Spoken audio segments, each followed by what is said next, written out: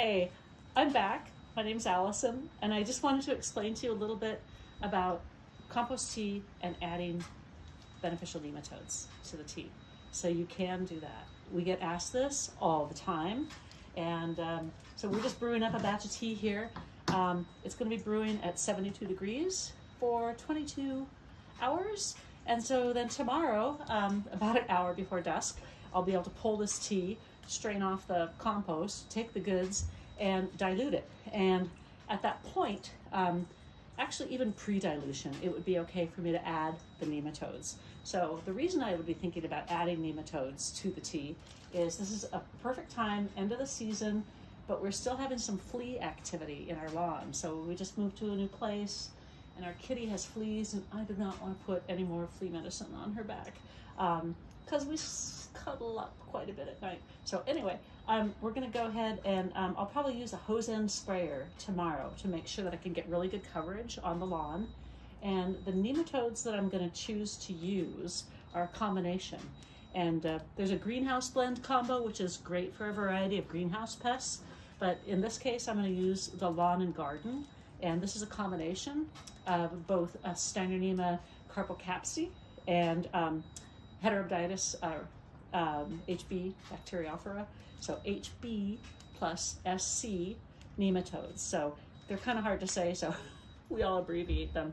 But that combination is going to catch a wide variety of grubs and pupae in the soil. So it's good for crane fly, it's good for black-lined weevil, a lot of the pests that we have that are pupating in the soil. Right now, again, I'm thinking fleas. It seems late, but I wanted to make sure that I got at least one treatment in before the soil cools much below 50. Some of the nematodes are better at cooler temperatures.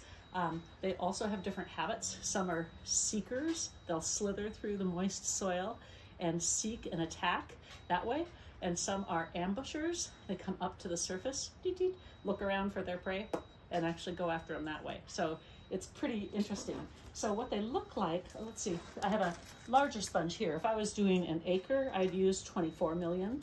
If I was doing just 1,000 square feet, I'd use just 1 million. And there's also a 6 million pack. So I'm not sure, but I'm gonna see if you can get a close-up look at these. So they come on a little sponge, and the sponge doesn't dissolve or anything. So what you do is you warm up the water. In this case, the tea is already warm at 72 degrees. So at the end of the brew cycle, I'm going to swish this sponge into the tea and kind of just gently squeeze it. And it's going to be well aerated, so I'll just mix it. And then we'll throw it into, actually in this case, a hose end sprayer won't work because I don't need that dilution through a hose. I'm going to put it into, in this case, with the nematodes and the area I want to cover. I could use a Siphonex or a hose-on, if you've heard of those, or I could just do it by hand with a watering can. But I'll show you close up what they look like because they're in this little gooey gel. So these are actually reared inside the host insect, which in this case is a waxworm. And these are the infective juveniles, so these are the baby nematodes that do the work. And the secret sauce is here, it's actually not the nematode itself. The nematode is the vehicle, the mechanism for dispersal, but the killing agent is the bacterium in the gut of the nematode. So that's what actually poisons the insect.